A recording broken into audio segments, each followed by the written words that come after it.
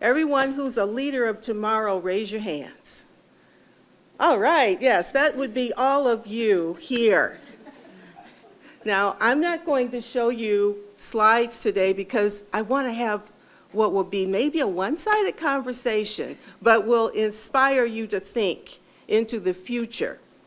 Because all of us understand education. We're all engaged in our future opportunities in SI, in UX, in all of the areas that you're studying. But one of the things that we also really need to think about is navigating the new political landscapes, the future of work in a very quickly changing world. So now let me ask you this. How many of you plan to run for office one day? Ooh, I see some hands. That's awesome. Do you know we need information specialists in government? Having worked for a governor, having worked for a state legislator who became a congressman, having worked in government relations as it relates to libraries, I can tell you that you are not only at the cutting edge, you are the edge. Use it. When you think about the fact that UMSI stands brilliant in ability and possibility. You know, Robert Browning said something, but that a man's reach must exceed his grasp, or what's a heaven for? So lobbying efforts. How many know what a lobbyist is?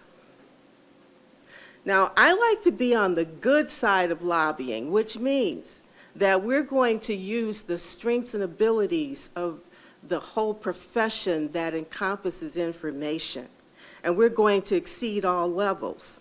Lobbying efforts from both tech companies and advocacy groups are increasingly focused on shaping policies.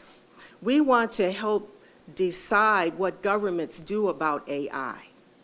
What do they do about STEM resources? The political landscape will provide the opportunity for you to be leaders and give authentic leadership. Leadership that means that everyone gets a seat at the table. Leadership impact and what they call the trickle-down effect. So it should start the opposite of the way it's been. You know, in 2026, our nation will be 250 years old. And yet we haven't seen where education drove that. The School of Information sits at an opportunity to make that change. So aligning leadership identity with our strengths is where we want to lead. And preparing all students. I know my predecessor talked about DEI and the fact that that is kind of sundowning in some places, unfortunately. But let me tell you this, affirmative action has nothing on us. Am I right? Information overrides all cultures. Information is at the seat of innovation.